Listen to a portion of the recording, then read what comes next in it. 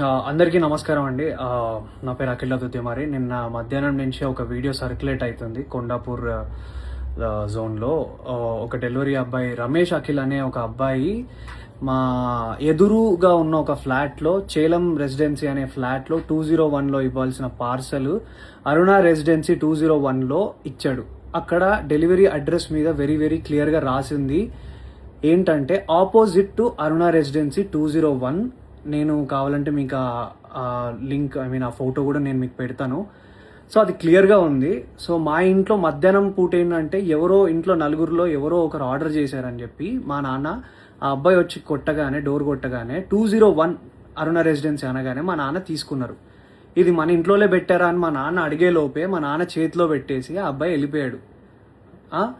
ఒక order delivery ఇచ్చే ముందు కన్ఫర్మేషన్ చేసుకోవాల్సిన అవసరం డెఫినెట్లీ ఉంటుంది అనేది నేను అనుకుంటున్నా. ఒక ఓటీపీయో లేకపోతే కాల్ చేసో లేకపోతే ఆ పేరేంటో కనుక్కొని క్రాస్ చెక్ చేసుకొని ఇది కరెక్ట్ డెలివరీయా కాదా అని ఇచ్చుకొని వెళ్ళిపోవాలి. ఓకే, ఆ అబ్బాయి ఫస్ట్ ఒక తప్పు చేశాడు. ఓకే, రాంగ్ అడ్రస్ ఇచ్చేసి వెళ్ళిపోయాడు. మా ఇంట్లో తెలియకుండా మా అమ్మ ఆ కవర్ తీసి ఓపెన్ చేసి ఇంట్లో ఎవరు ఆర్డర్ చేసింది ఇది అసలు అని చెప్పి మా అమ్మ ఓపెన్ చేసింది, చూసింది. సరే ఇంట్లో ఎవరు ఆర్డర్ చేయలేదంటే అక్కడే పక్కన పెట్టేశాం. 20 నిమిషాల తర్వాత వచ్చాడు. ఆ అబ్బాయి కోసమే ఇవ్వడానికి అది పెట్టినాం. ఆ అబ్బాయి మా ఇంటికి అడిగినప్పుడు నేను ఆ అబ్బాయిని యాజ్ ఎ జనరల్ సిటిజన్గా, ఒక రెస్పాన్సిబుల్ సిటిజన్గా నేను అడిగిన క్వశ్చన్, బ్రదర్ మీరు అసలు క్రాస్ చెక్ చేసుకున్నారా అడ్రస్ అని అడిగితే ఆ అబ్బాయి చెప్పిన విధానం ఏంటంటే, లేదు నేను చూసుకోలే ఇచ్చేస్తా. ఆ అబ్బాయి తాగేసి ఉండి మాట్లాడుతున్న పదాలు అవి.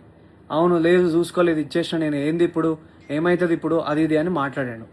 అట్లా కాదు భయ్యా, నువ్వు మంచిగా మాట్లాడు అని మాట్లాడుతుంటే మా మమ్మీ అటు నుంచి వస్తుంటే ఇది కొంచెం ఓపెన్ అయింది ఏమనుకోకటి తీసుకోండి అని ఇస్తుంటే వాడు ఏంది ఫ్రీగా వస్తే తీసుకుంటారా, ఏందే ఫ్రీగా వస్తే తీసుకుంటారా అని ఇట్లాంటి మాటలు మాట్లాడినాడు. యాజ్ ఎ కొడుగ్గా నా ఫ్యామిలీని రక్షించుకోవాల్సిన బాధ్యత నాకు ఉంది. ఒక రెస్పాన్సిబుల్ పర్సన్గా మా అమ్మనో లేకపోతే మీ అమ్మల్ని ఎవరైనా ఏదన్నా కూడా ఎవరు ఊరుకోరు కదండి. ఎవరి మీదకి నాకేమైనా పిచ్చా, ఆ అబ్బాయితోని నేను గొడవ పడితే నాకేమన్నా వస్తుందా, పోనీ నా కెరియర్కి ఏమైనా హెల్ప్ అవుతుందా, లేకపోతే ఆ అబ్బాయిని నేను హ్యూమిలియేట్ చేసి మాట్లాడితే నాకేం వస్తుంది. నేను ఒకప్పుడు డెలివరీ జాబ్లలో పని చేసుకుంటా ఎదిగి ఈరోజు హీరోగా అయినా ఉన్నాయి. నాకు ఎవ్వరి మీద కావాలని నెగిటివిటీ చేసి ఆ అబ్బాయిని హ్యూమిలియేట్ చేయాల్సిన అవసరం నాకు లేదు. నా సినిమాలో నేను సెల్ఫ్ రెస్పెక్ట్ గురించే చూపించిన. అట్లాంటిది ఒక అబ్బాయి సెల్ఫ్ రెస్పెక్ట్ తీయాలని నేను ఎందుకు అనుకుంటా? ఆ అబ్బాయి మాట్లాడిన విధానం తప్పు. ఆ అబ్బాయి తాగేసి వచ్చి ఆ ఆర్డర్ ఎక్కడో ఇవ్వాల్సింది ఇక్కడిచ్చిండు. అండ్ ఇదే ఇష్యూ ఏంటంటే, ఇంకో విషయం ఏంటంటే, మా ఎదురుంగ ఇంట్లో చేలం రెసిడెన్సీలో ఇంట్లో ఉన్న 201 వాళ్ళు ఏంటంటే ఆపోజిట్ అరుణ రెసిడెన్సీ అని పెట్టారు. వాళ్ళ వల్ల ఇది 10th టైం. ఒకసారి కాండమ్ ప్యాకెట్స్ వచ్చినాయి, ఒకసారి సిగరెట్ ప్యాకెట్లు వచ్చినాయి. మీ మమ్మీ మీరు ఫ్యామిలీ ఉన్న వాళ్ళకి సిగరెట్ ప్యాకెట్లు కాండమ్ ప్యాకెట్లు వస్తే మీరు తీసుకోగలుగుతారా? అంటే రాంగ్ అడ్రస్సే డెఫినెట్లీ, బట్ స్టిల్ అది ఎంత ఎంబారెన్సింగ్ ఉంటుంది అనేది మీకు అర్థమవుతుందా?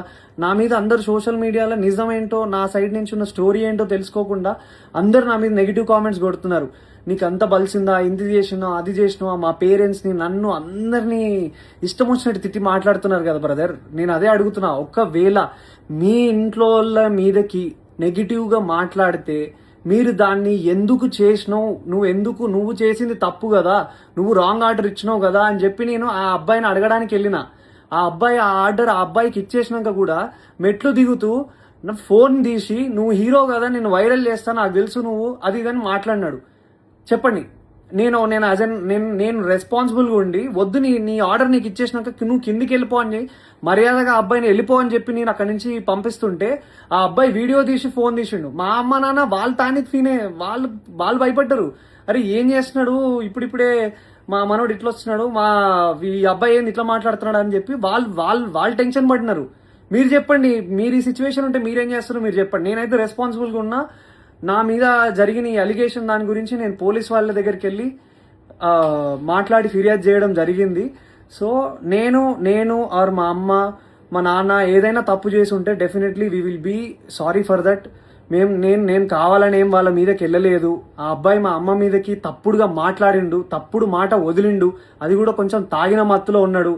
ఆయన ఏ బిల్డింగ్లో ఇవ్వాలో ఏది ఇవ్వకుండా చూసి ఇచ్చిన విధానం బట్టి నేను ఏం మాట్లాడుతున్నావురా నువ్వు, జాగ్రత్తగా మాట్లాడు, నోరు దగ్గర పెట్టుకొని మాట్లాడు అని చెప్పి నేను వాడిని అడ్రస్ చేసిన. వాడిని కొట్టడానికి నేను వెళ్ళలేదు.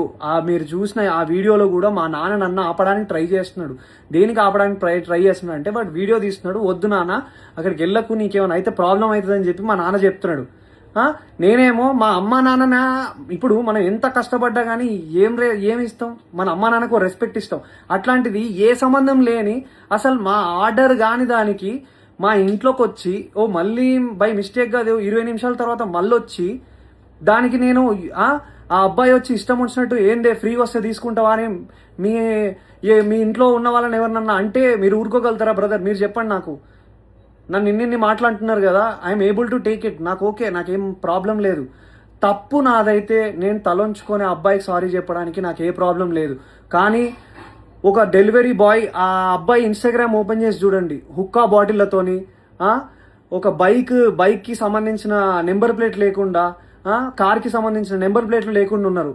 అలాంటివి ఫోటోలన్నీ పెట్టుకొని, హుక్కా ఫోటోలు పెట్టుకొని ఇవన్నీ చేస్తున్న అబ్బాయి, ఒక డెలివరీ అబ్బాయి చాలా ఇన్నోసెంట్ అని మాట్లాడుతున్నారు కదా. ఆ అబ్బాయి తాగొచ్చిండో ఏం చేసి వచ్చిండో ఎవరికి తెలుస్తుంది? ఎవరు దాన్ని తీసుకురాగలుగుతారో చెప్పండి. నేను రెడీ ఉన్నా. మీరు ఏదంటే అది చేయడానికి నేను రెడీగా ఉన్నా అందరికీ. And once again I request all the media and every one people, నేను ఒక మధ్య తరగతి మిడిల్ క్లాస్ కుటుంబంలో నుంచి వచ్చిన అబ్బాయినే. నేను డెలివరీలు చేసుకొని బతికే వచ్చిన. అట్లాంటి మా అమ్మ మా నాన్న డెలివరీ అబ్బాయిలు వస్తే మజ్జిగిచ్చి పండ్లిచ్చి పంపించిన రోజులు కూడా ఉన్నాయి. మా అమ్మను ఒక మాట అన్నారు, అది తప్పు, అబ్సల్యూట్లీ తప్పు. అది అలా అనడం ఏది కూడా కరెక్ట్ కాదు. అండ్ ఒక సైడ్ డెలివరీ అబ్బాయి నా మీద ఊసింది, నా మీద అన్ని అలిగేషన్స్ చేస్తున్నారు కదా. సీసీటీవీ ఫుటేజ్ ఉంటుంది కదండి, ఆ సీసీటీవీ ఫుటేజ్ తీసుకోండి.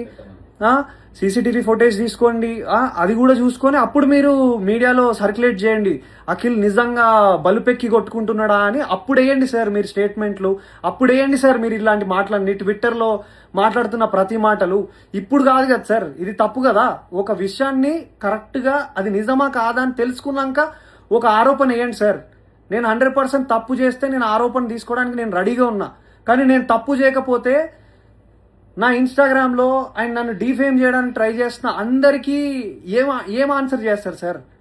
ఏం ఆన్సర్ చేస్తారు? ట్విట్టర్లో ఉన్న వాళ్ళైనా ఆ పేజెస్లో నుంచి ఒక స్టోరీ, ఒక డెలివరీ అబ్బాయిని ఊరికే సరదాగా, నాకేం అవసరం సార్? ఒక హీరోగా ఉండి నాకేం అవసరం? ఒకసారి ఆ డెలివరీ అబ్బాయి జోలికి వెళ్తే నాకేమొస్తుంది సార్? ఆ అబ్బాయి ఏమనకుండా అంటే నిప్పు లేని పొగ వస్తుందా సార్? చెప్పండి, మీరే చెప్పండి సార్, నాకు అర్థం కావట్లేదు. ప్లీజ్ ఈ విషయాన్ని మీరు దయచేసి అందరూ అర్థం చేసుకోండి. నేను ఏ తప్పు చేయలేదు. నేను అక్కడ జనరల్గా రియాక్ట్ అయ్యాను. మా అమ్మ మీదకి మాట్లాడితే, మా ఫ్యామిలీ మీదకి మాట్లాడితే నేను రియాక్ట్ అయ్యాను. అది నేను ఒక హీరోగా ఉన్నాను కాబట్టి అది డెఫినెట్లీ అది తప్పే, నేను కూడా ఒప్పుకుంటున్నా. అలా అంత అగ్రెసివ్గా రియాక్ట్ అవ్వాల్సిన అవసరం లేదేమో, కామ్గా ఉండి వెళ్ళి స్టేషన్లోకి వెళ్ళి చెప్పాల్సిందేమో. కానీ ఆ అబ్బాయి తాగిన మత్తులు ఇంకేదైనా చేస్తే ఎవరు సార్ రెస్పాన్సిబిలిటీ? సో నేను తీసుకోవాల్సి వచ్చింది. అండ్ ఆ అబ్బాయి క్లియర్గా బ్లాక్మెయిల్ చేస్తున్నాడు. నా వీడియో తీస్తా అని చెప్పి ఆ వీడియో పెట్టాడు. అండ్ ఇది నేను చెప్పాలనుకుంది ఇది సార్. ఇంకా మీ ఇష్టం. Thank you. జై హింద్.